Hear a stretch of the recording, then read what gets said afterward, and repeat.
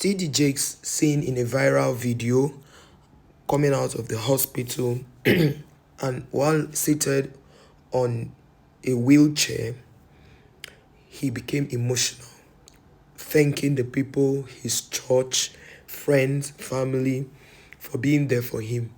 One of the things he said that stood out to me is that he said he's not afraid to die. But you know what?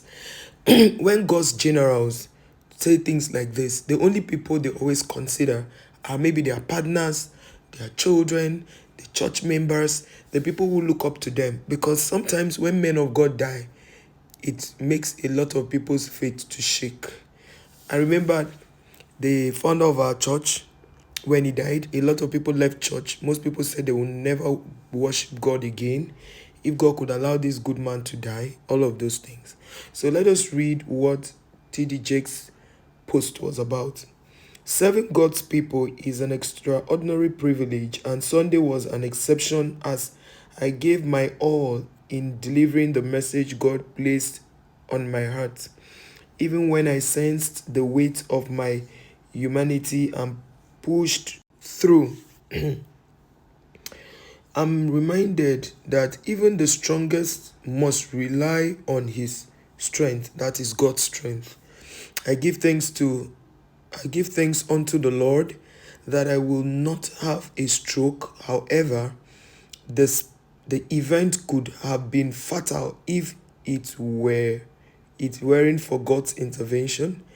A special thanks to God and the medical professionals in our city whose speed and expertise were beyond exceptional. My job is to recuperate and reflect on God's protection. I owe it to my amazing family and church members to rest and ruminate as he restores me towards his service. As God calls us to honor the Sabbath, I am reminded that rest is not a weakness.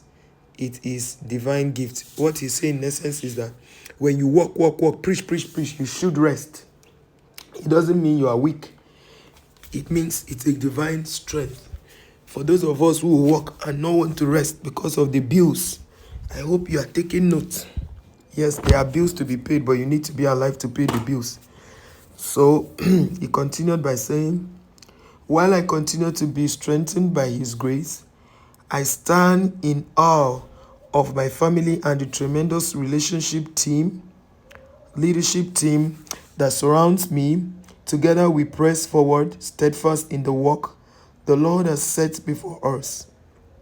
I have heard from friends from the global community who expressed God's love in ways that were astonishing. God's faithfulness was unmistakable to all those present.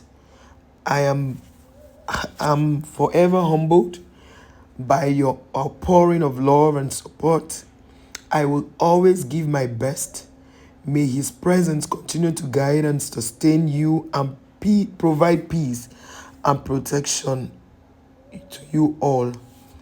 Somebody commented and said, when reality set in, them go remember science and doctors. But in their everyday preaching, them no go preach about science and doctors. Why other pastors no come pray to heal them? Now so people where nobody know, them they always heal. Do you get? Pastor T.D. Jakes has been mocked from the day that thing happened to him on the pulpit.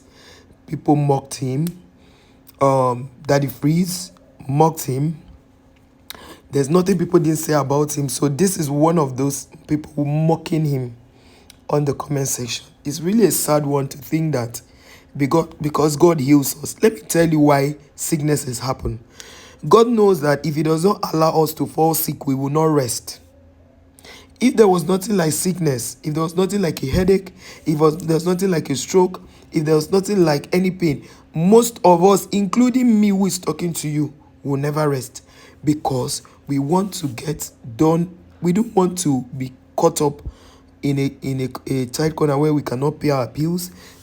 So we need to always work hard. But in working hard, God made sickness available. God made stress available to knock us out so that we can rest. Because until we fall sick, okay, look at how Pastor T.D. Jakes was still preaching sitting. That's to show you that sometimes he feels tired, but he will still push, because the Bible says we should not forsake. We should keep the Sabbath day. You understand all those things?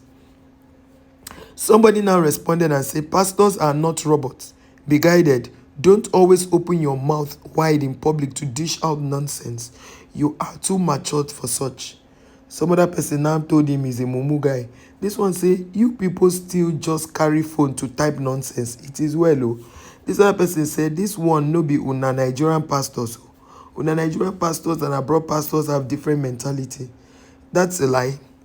Nigerian pastors preach to people to go to the hospital. You should always say some, not all. Do you understand? Because my pastor will tell you that you should take your medication, you should go to the hospital and do checkup, take your medication, and then pray.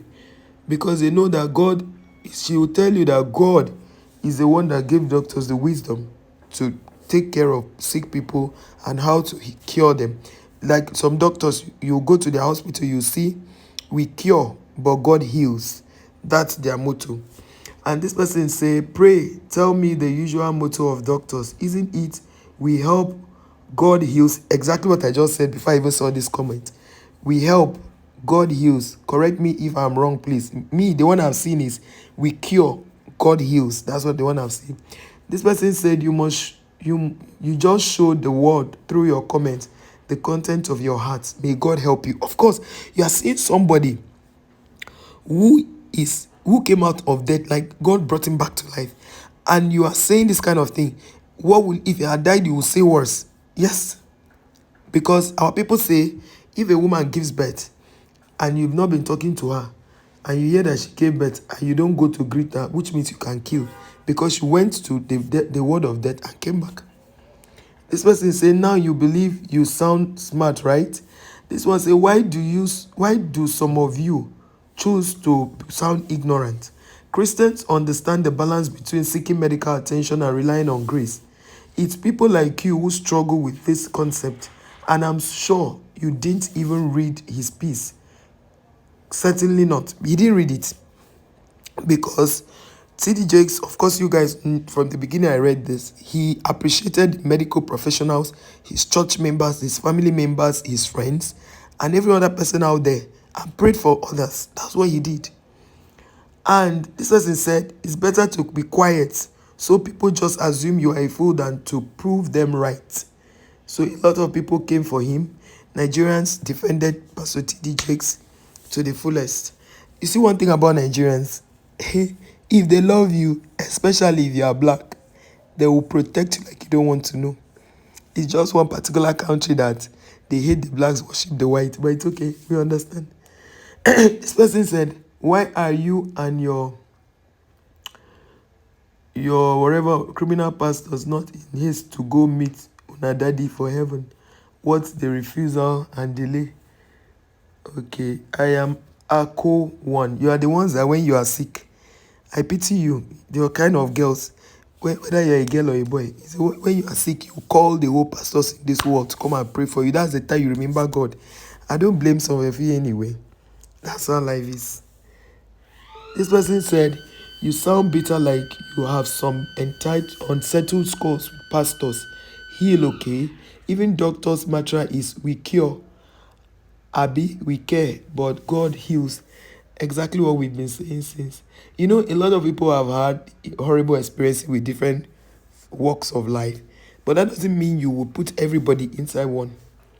This one's obvious. You obviously have lost touch with, you say what you can't defend. That's how you know intelligent people.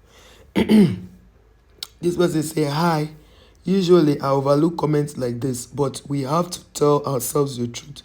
What happens on Sundays showed that God indeed was involved. Exactly, because that man would have fallen.